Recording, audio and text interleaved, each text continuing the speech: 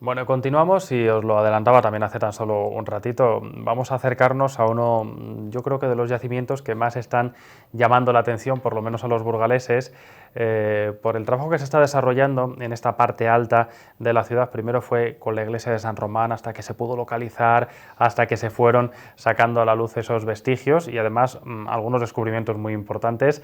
Y luego nos hemos trasladado cerquita hasta el Solar del Cid, donde hemos visto ya las últimas campañas también cómo han ido apareciendo muchos restos que nos hacen, bueno, pues una idea más cierta de lo que fue en su momento esta parte de la ciudad, y para hablar de cómo se está desarrollando ese trabajo, de qué restos están apareciendo, de qué dificultades o no se están encontrando, nos visita de nuevo la arqueóloga Fabiola Monzón. Muy buenas noches. Hola, buenas noches. Gracias por estar de nuevo con nosotros, Fabiola. Siempre, un placer. Estamos siempre muy pendientes de lo que se está Sí, haciendo. sí. Se aprovecha el buen tiempo pues para trabajar, o por lo menos para iniciar los trabajos, y este año no nos habíamos acercado, así que estamos deseando que nos puedas contar qué es lo que estáis haciendo, el equipo de arqueólogos que estáis en la parte alta, porque además en esta ocasión también habéis hecho algo en San Román, ¿no?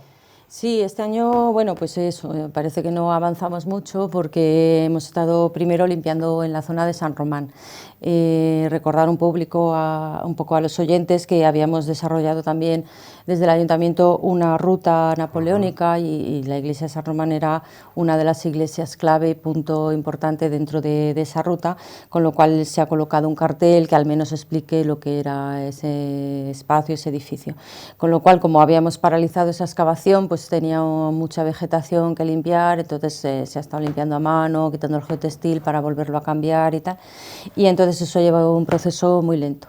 Y luego ya también hemos pasado a la iglesia al Solar del Cid, perdón, y también ha habido que generar un poco de infraestructura antes de poder avanzar. Claro, porque al final está unos cuantos meses sin actividad. Sí, ha habido que volverlo a limpiar. Una puesta a punto, ¿no? Sí, y luego además, como íbamos a avanzar hacia el este, pues teníamos otros elementos con los que no teníamos anteriormente, es decir, una farola, la peana de la farola que es de hormigón, los tubos de riego, o sea, que hemos tenido que ir eliminando ciertos elementos para poder continuar. Vamos a hacer un poquito de memoria, si te parece, Fabiola. No dejamos nunca abandonado del todo el proyecto de San Román. Está aparcado porque el deseo además claro, sería poder sí, seguir sí. trabajando. Pero como el Solar del Cid está llamando tantísimo la atención en esas visitas que habéis realizado, en las cosas que ya se han podido mostrar y en la gente que habitualmente pregunta qué es lo que se está haciendo allí, ¿cuál es el punto de partida de esta campaña? ¿Qué es lo que se había hecho en años anteriores para poder seguir avanzando bueno, pues, en esos descubrimientos y sobre todo en ese conocimiento, ¿no? Que al final es lo que estamos hablando? Sí, efectivamente, o sea, la iglesia de San Román es algo que se ha quedado como en un punto intermedio para poder terminar el Solar del Cid, porque también fue como, vamos a ver un poco qué hay, y todo el solar estaba lleno de vestigios. Entonces hicimos una primera campaña en la que hicimos mitad del solar.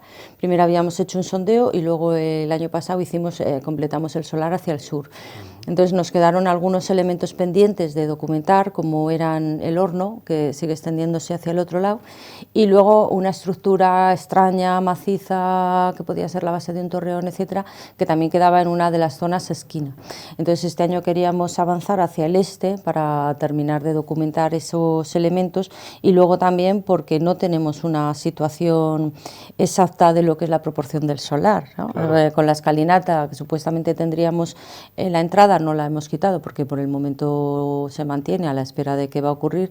Al norte tenemos el monumento y entonces al este... Estamos un poco limitados ahí. Claro, entonces al este era la manera que podemos avanzar y encontrar el límite de la parcela.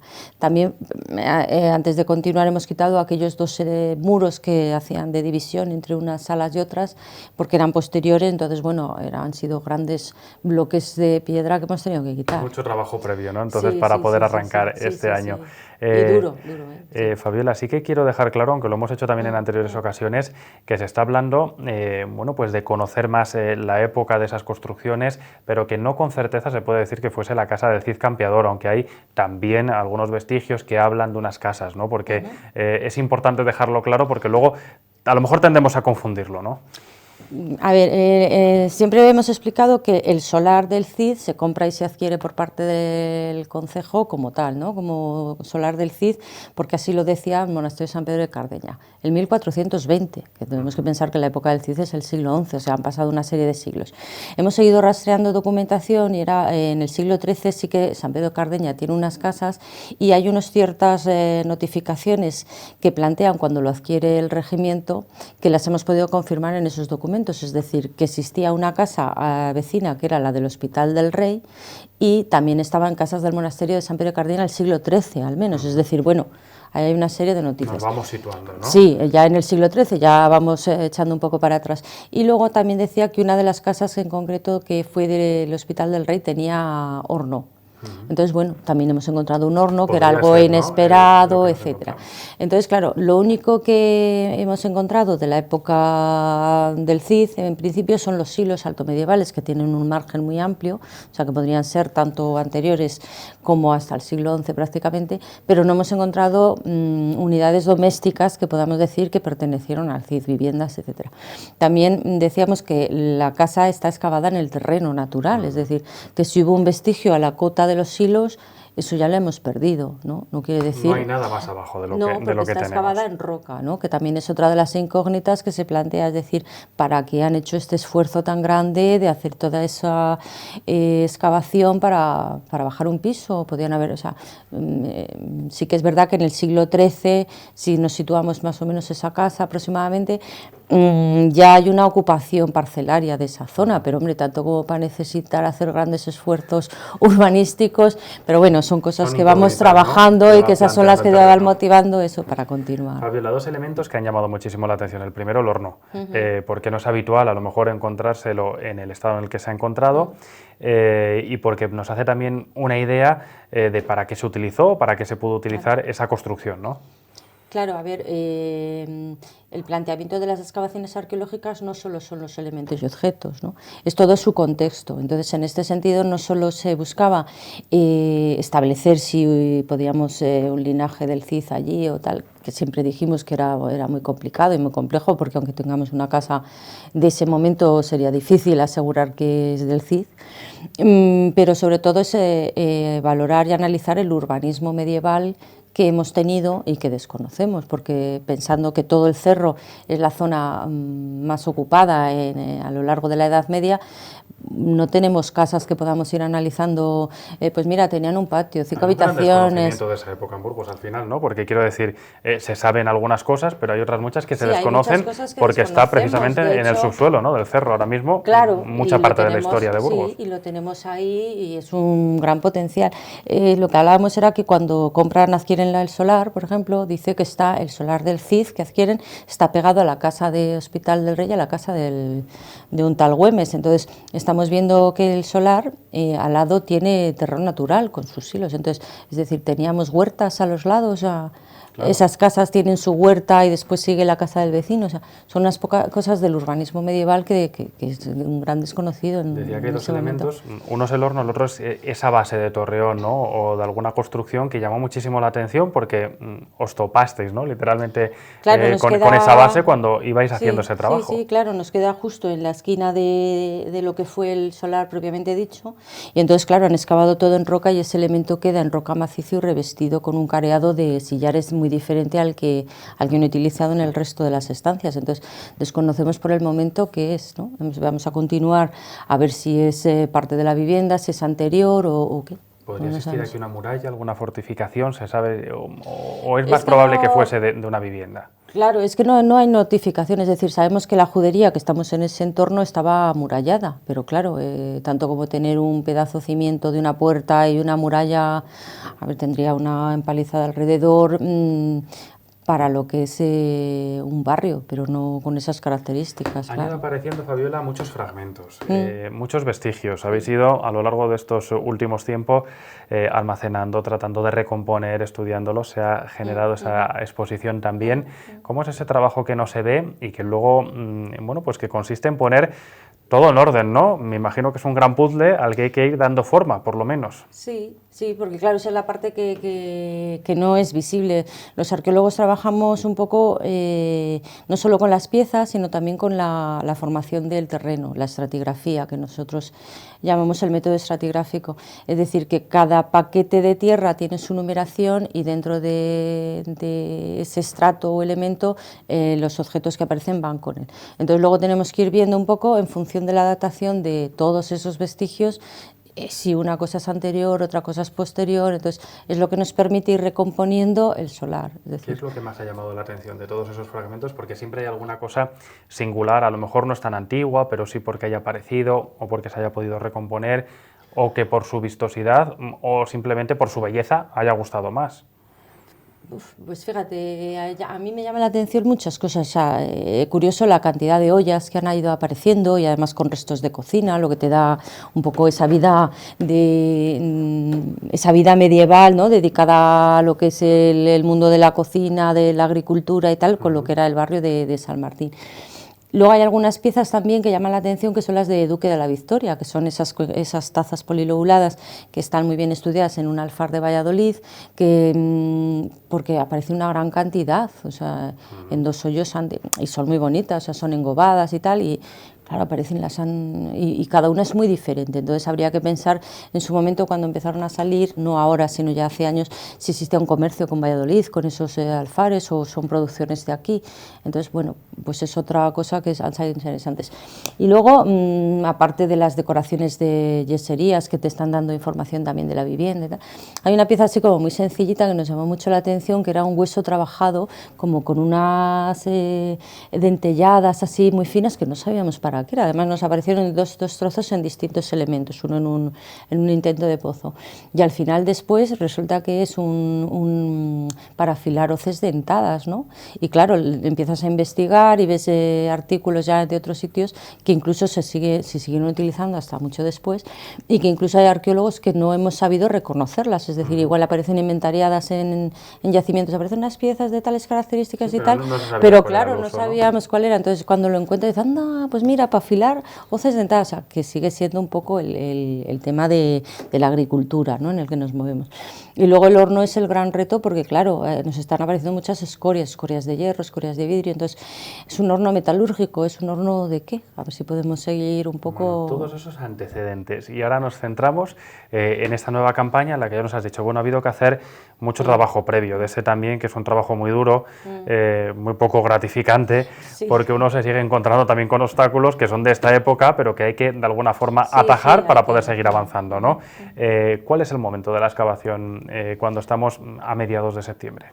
Bueno, pues por el momento, ya te digo, en este momento hemos quitado lo que son los muros intermedios para ver, entonces sí que hemos visto que hay una zona de puerta que ya vislumbrábamos anteriormente, entonces nos falta limpiarlo cuidadosamente, pero con las lluvias y tal no queremos tampoco tocarlo mucho, lo que parece que seguramente es una misma estancia, una misma vivienda con una separación de puerta, etcétera, y luego estamos intentando abrir ahora ya hacia el este, quitando un poco, pues eso, la primera capa además es que tenemos todas las raíces de los árboles y tal, entonces estamos en esa fase de abrir hacia el este, o sea... Bueno, de paso a paso, ¿no? Sí. Poquito a poquito. Sí, sí. ¿Hasta cuándo se va a prolongar la campaña, Fabiola? Pues hasta diciembre, igual que otros años. Bueno, O sea que... queda todavía mucho tiempo por delante, con lo cual pueden sí, pasar empezarán a haber sorpresas muchas cosas. y objetos y cosas de esas.